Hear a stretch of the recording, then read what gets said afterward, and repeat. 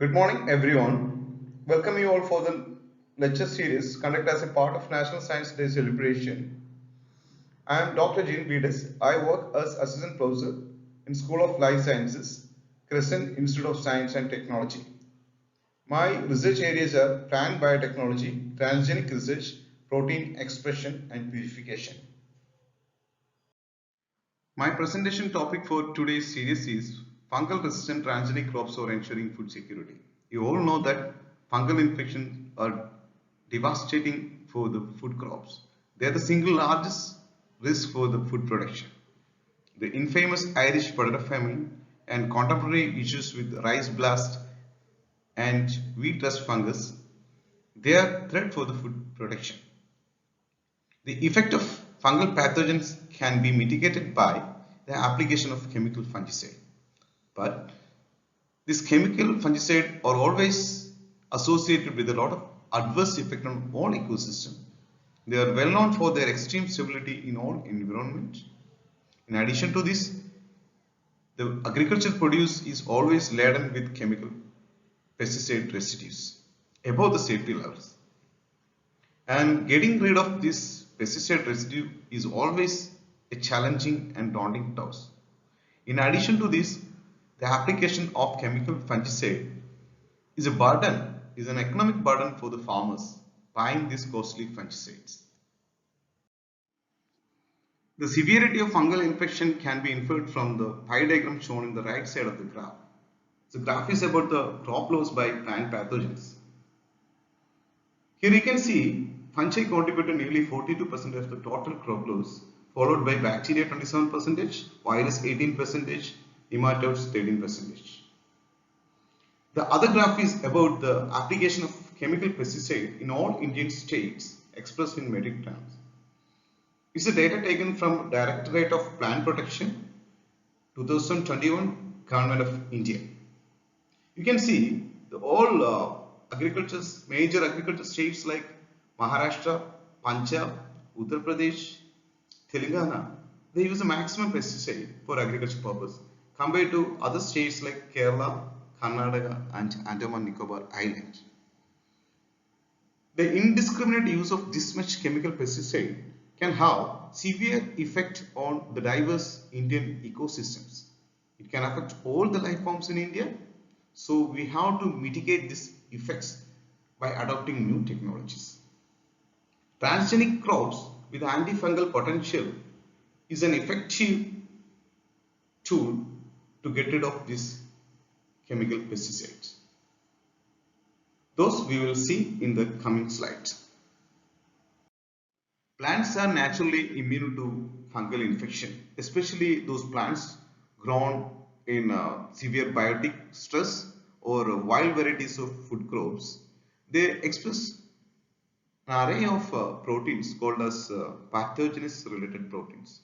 The examples of pathogenic related proteins are chitinases, glucanases, defensins, thaumatin-like proteins, protease inhibitors. They are all classified as PR proteins. So these PR proteins are expressed during the biotic or abiotic stress in all wild varieties of plants. They can have multiple effects during the fungal infection. They defend the plants against all these fungal pathogens by degrading the cell walls like chitinase or glucanase enzymes. So they can make pores in the cell membrane like defensin proteins.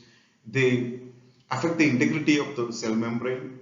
And some of these protease inhibitors, they can inhibit the vital fungal enzymes, protease enzymes, which is very much essential for the fungal metabolism and survival in plant tissues.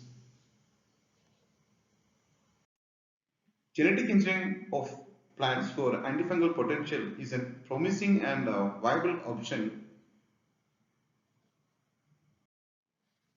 Genetic engineering of plants for fungal pathogen resistance is a viable and promising option. Through the transgenic crops, we can bring back those wild type of genes which were eventually lost due to the selective breeding or monoculturing to the new food crops which can defend the plant pathogens, especially these fungal pathogens. These transgenic crops with those genes can reduce the environmental and health issues, and it can minimize the financial cost associated with the use of chemical fungicide. And this has an added advantage due to its target specificity and long-time protection of crop plants from fungal pathogens. Primary antifungal screening. So the next question is that how we will screen the plants for antifungal potential. So we can check the antifungal potential of plant exudates coming from the plant during fungal infection. We can check the antifungal potential of these exudates in multiple ways. Through agar disc diffusion method, we can let the fungus grow in the presence of these exudates. In course of growth, these exudates can inhibit the growth of fungus if it has antifungal potential, or we can check the conidial or spore germination in presence of exudates. Even we can evaluate the growth curve of these fungal cultures with the presence of exudate, and we can do the microscopic analysis for mycelial fragmentation and deformation during the exudate treatment. These all assays will give the clue about the antifungal potential of that plant, because those antifungal proteins will be expressed in these exudates. Cloning and overexpression of antifungal genes in E. coli. This is an unavoidable step in all antifungal screening. The antifungal genes from a promising plant candidate after primary screening can be hooked out using specific primers for that gene. The next step, this gene can be cloned in a suitable expression vector and can be transformed to a suitable bacterial host for obtaining our protein in large quantities. These expression vectors will have tags for easy purification and identification. A large amount of purified protein is required for the further assays for checking the efficacy of those antifungal genes. Purification of recombinant proteins. This slide shows the steps involved in protein purification. Once our culture with the recombinant protein, purification of recombinant proteins. This slide shows the steps involved in the purification of recombinant proteins. Once our culture after injection with IPTG is grown for 3 to 4 hours, the cells can be harvested by centrifugation at 3000 G. And the next step is the sonification of the cell pellet in a lysis buffer to release the protein. The supernatant containing the soluble protein can be separated again by centrifugation at 13,500 G. This protein can be purified by immobilized metal affinity chromatography, usually nickel Nd average column. And the final step is the identification of the recombinant protein by Western hybridization. These are the results of antifungal assays done with recombinant chitinase enzymes. For this assay, we have used phytopathogens like Fusarium, Acrophobia fasciolina, Pesticidia, and Carvularia lunita. The right hand pic is about the agar disc diffusion method, where the treated fungus showed zone of inhibition, and in the left hand pic is about the conidial and spore germination assay.